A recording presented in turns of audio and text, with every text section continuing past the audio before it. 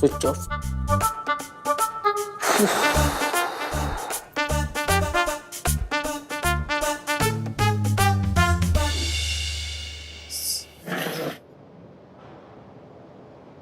കേസോ ജ്യൂസ് வேண்டாம் ஆண்டி. டேய் இந்த வெயிலுக்கு ரொம்ப நல்லா இருக்குடா குடிடா. വേണ്ട കനകാന്റി. என்னடா இது குடிடா. എന്നെ പൊന്നു കനകാന്റി, എനിക്ക് വേണ്ടെന്ന് ഞാൻ പറഞ്ഞില്ലേ.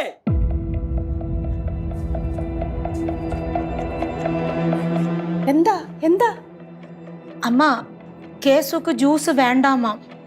വേണ്ടെങ്കിൽ വേണ്ടത് വാദം പറഞ്ഞാ പോരെ, എന്തിനാണ് നിലവിളിക്കണത്? വിട് ലച്ചു പോട്ടും. എന്ത് വിടുന്നു? ആന്റി ജ്യൂസ് അത് തല കൂടെ ഒഴിച്ചൊന്നുമില്ലല്ലോ കിടക്കുന്ന ഷോ എടുക്കാൻ. ഒഴിച്ചാടാ? ഇല്ലല്ല.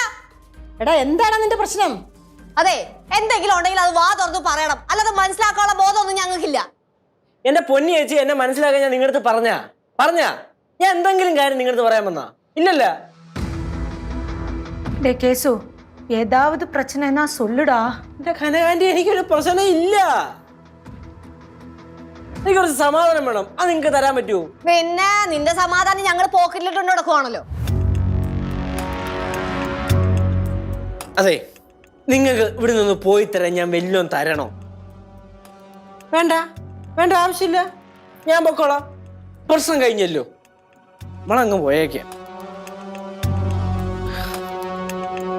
അവനെ പൈസ കിട്ടാത്തതിന്റെ ചുരുക്ക് തീർക്കണതാ. അവനിപ്പോ എന്തിനാ പൈസ? എവിടെയെങ്കിലും പോവാനുണ്ടായിരിക്കും, വല്ല കൂട്ടുകാരുടെ അടുത്തോ വല്ല സിനിമയ്ക്കോ അല്ലെങ്കിൽ വല്ല ട്രിപ്പോ ഇങ്ങനെയൊക്കെ കിടന്ന് ഷോ കാണിച്ച് നമ്മൾ പൈസ കൊടുക്കുമല്ലോ. ഷോ കാണിച്ചിട്ട് പൈസ മേടിക്കാനാണെങ്കിലേ അവിടെ അങ്ങനെ ഇരിക്കത്തേ ഉള്ളൂ. അവിടെ ഇരിക്കട്ടെ. ആന്റിക്ക് എന്താണ് കുഴപ്പം? വെറുതെ എന്തിനാണ് അവന്റെ പുറകെ ഓരോന്നൊക്കെ ചോദിച്ചു കിടക്കണത്? ജ്യൂസ് ജ്യൂസ് എന്നിട്ട് കുടിച്ചാവാൻ ഇല്ലല്ല. ആ അതവിടെ കിടക്കിലേക്ക് കൊണ്ടേ കൊടുക്കും, അല്ലെങ്കിൽ ആ പാറുവിന് കൊടുക്കും. തന്നെത്താനെ ഞാൻ കുടിച്ചോ.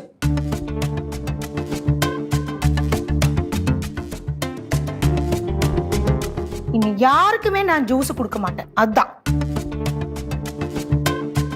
பாரு, உனக்கு ஜூஸ் வேணுமாப்பா? பாரு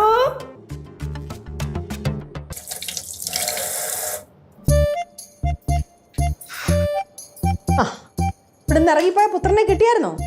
இல்லம்மா, அங்க எல்லாம் தேடினோம், அவன் அங்க எங்கேயும் இல்ல. വിട്ടേരാ ആന്റി, അവൻ വിശക്കുമ്പോ നോളൂ. വിശക്കുമ്പോ ചേട്ടൻ കടയിൽ കയറി കഴിക്കത്തില്ലേ? അതിന് നിനക്കത്ര വിഷമം എന്താ? എന്റെ ലച്ചു, അവൻ എന്തുവാ പറയുന്നെന്ന് വെച്ചാ നീ അതങ്ങ് സാധിച്ചു കൊടുക്ക്. എന്റെ അമ്മമ്മയെ എന്നെ സാധിച്ചു കൊടുക്കാൻ അവൻ വാ തുറന്നതിലും പറയണ്ടേ. പിന്നെ കാശിന്റെ കാര്യമാണ്, ചോദിക്കുമ്പോ അങ്ങനെ പെട്ടെന്ന് കാശൊന്നും എടുത്ത് കൊടുക്കാൻ പറ്റത്തില്ല. കാര്യം അറിയാതെ എങ്ങനെ പൈസ കൊടുക്കണത്?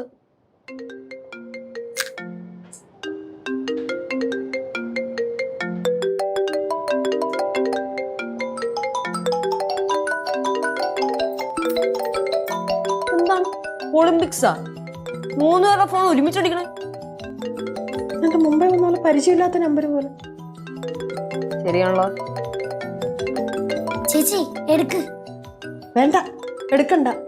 നമ്മൾ പറയുന്നത് അവർക്കും മനസ്സിലാവത്തില്ല, അവർ പറയുന്നത് നമുക്ക് മനസ്സിലാവത്തില്ല. പിന്നെ തന്നെയല്ല, ഇപ്പൊ തട്ടിപ്പുകാരൊക്കെ ഇല്ലയോ, അങ്ങനെ വല്ല കോളം അതൊന്നും അറിയാൻ പറ്റത്തില്ല. നമ്മൾ എടുക്കണ്ട. എന്നാലും എനിക്കും മനസ്സിലാവാത്തതല്ല, ആ നേരത്തെ വിളിച്ച ഗുജറാത്തിക്കാരനില്ലേ, അയാൾ എന്തിനാണ് കേശുവിനെ അന്വേഷിക്കണത്? ഇനിയിപ്പോ അവൻ ഇവിടെ വല്ല പണിക്കും വന്ന അതിഥി തൊഴിലാളികളുടെ ഇത് പൈസ കടം മേടിച്ചു കാണുമോ? ആ അങ്ങനെ വല്ലതും വാങ്ങിച്ചിട്ടുണ്ടെങ്കിലേ അവന്റെ കാര്യം ഞാൻ തല്ലി ഓടിക്കും. അവര് തന്നെ കഷ്ടപ്പെട്ടാ ജീവിക്കുന്നത്. ശരിയാ.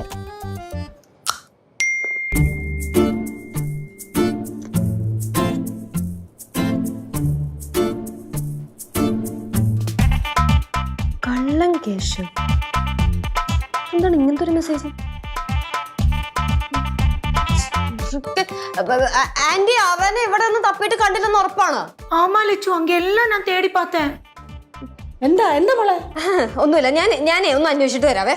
എന്ത് പറഞ്ഞിട്ട് പോ. ഒന്നുമില്ല, ഇപ്പൊ വരാം. എന്താ നോക്കാം.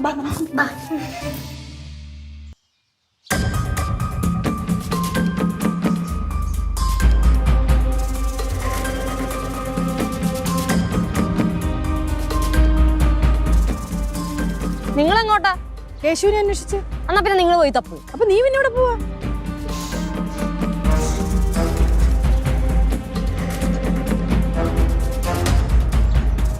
എന്റെ പൊന്നമ്മ, എന്റെ പുറകെ നടക്കാതെ നിങ്ങൾ അവിടെ എങ്ങാനും പോയി തപ്പ്, ഞാൻ അവിടെ തപ്പാം.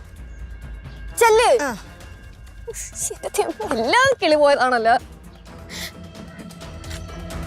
அம்மா நீங்க அங்க பாருங்க, நான் இங்க போய் பாக்குறேன்.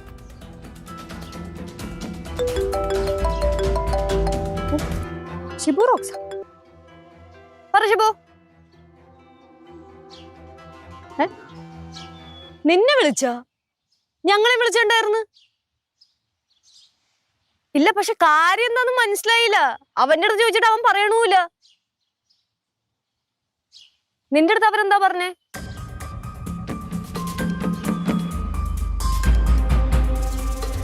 അത് ശരി, അപ്പൊ അതാണല്ലേ കാര്യം.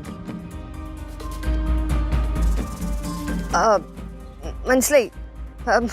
എന്റെ പൊന്നു ഷിബു, നീ എന്നെ കൂടെ ടെൻഷൻ ആക്കല്ലേ. ഇതെങ്ങനെയെങ്കിലും ഡീൽ ചെയ്യാം. ഞാൻ ആദ്യം ആ ചെറുക്കിനെ ഒന്ന് കണ്ടുപിടിക്കട്ടെ. ഞാൻ വിളിക്കാം. ശരി. എന്റെ ദൈവമേ, ചെറുക്കിന് ഒരു വള്ളിയൊക്കെ ഒപ്പിച്ചിട്ട്.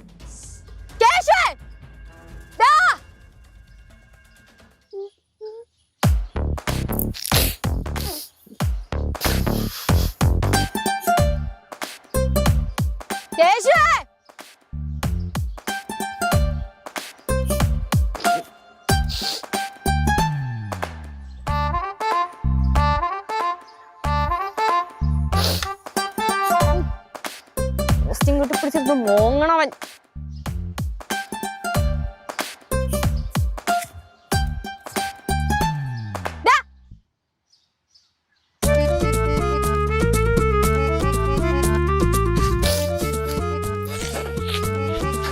ഇവിടെ ഇരുന്ന് മോങ്ങിയത് മതി, ബാക്കി വീട്ടിലിരുന്ന് മോങ്ങാം.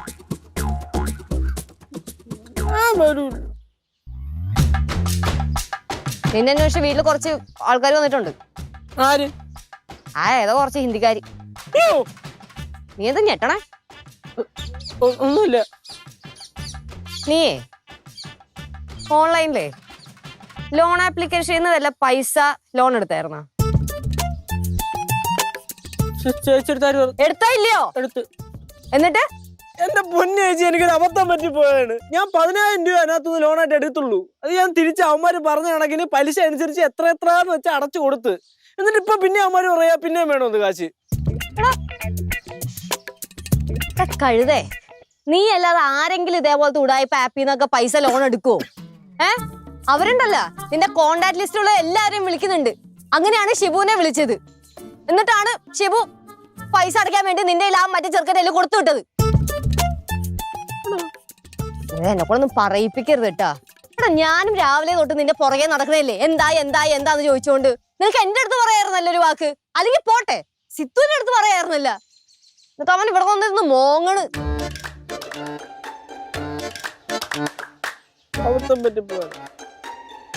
ഇനിയിപ്പോ എന്ത് ചെയ്യും?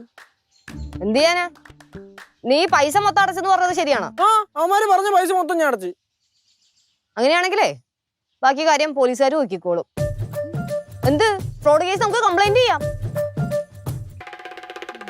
നടക്ക് നടക്ക്. അമ്മൂമ്മയും കരങ്ങാണ്ടി പാറൊക്കെ നോക്കിയിരിക്കുന്നു. നടക്ക്. ആണോ?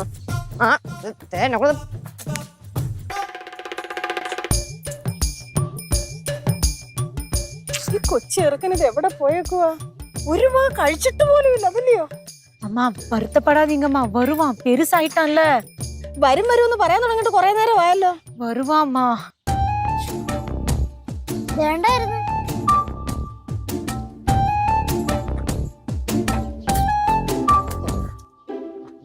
കണ്ണില് വല്ല കണ്ണീരൊക്കെ ഉണ്ടെങ്കിൽ കണ്ണങ്ങ് തുടങ്ങി.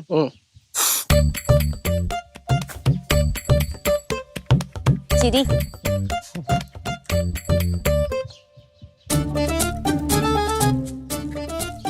എവിടുന്ന് കിട്ടിയാളെ?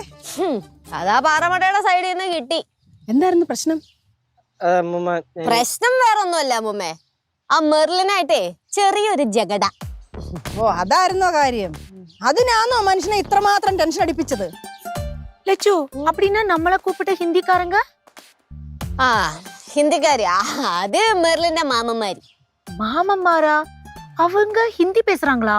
அந்த മാമന്മാർക്ക് ഹിന്ദി പേശിക്കൂടെ? അവര് നോർത്ത് ഇന്ത്യയിലാണ്. ഓ, അതായിരുന്നു കാര്യമല്ലയോ? അപ്പൊ ചേട്ടന്റെ പ്രാങ്ക് ആയിരുന്നാ? പ്രാങ്ക് ചുമ്മാ മനുഷ്യനെ പേടിപ്പിക്കാനായിട്ട്. ஆமா, உசுரே போச்சு. വരുന്ന അങ്ങോട്ട്. അനിയനവിടെ നിക്ക്. അതെ, നിന്നെ പോലത്തെ കൊറേ പിള്ളേര് ഇതേപോലത്തെ ഫ്രോഡ് ആപ്പിലൊക്കെ ചെന്ന് കുടുങ്ങുന്നുണ്ട്. എന്തെങ്കിലും പ്രശ്നം വന്നു കഴിഞ്ഞാൽ അത് വീട്ടിലുള്ളവരോട് പറയണം, അല്ലെങ്കിൽ കൂടെ ഉള്ളവരോട് പറയണം. എന്നാലല്ലേ എന്ത് പ്രശ്നം എന്താന്ന് മനസ്സിലാക്കാനും പരിഹരിക്കാനൊക്കെ പറ്റത്തുള്ളൂ. എടാ, നിന്നെയൊക്കെ വഴക്ക് പറയുന്നതേ നമുക്ക് ദേഷ്യം ഉണ്ടായിട്ടല്ല, സ്നേഹം കൊണ്ടാണ്. അത് മനസ്സിലാക്കാൻ പറ്റുവാണെങ്കിൽ മനസ്സിലാക്കി. സോറി. സോറി തേങ്ങ നടക്കങ്ങോട്ട്.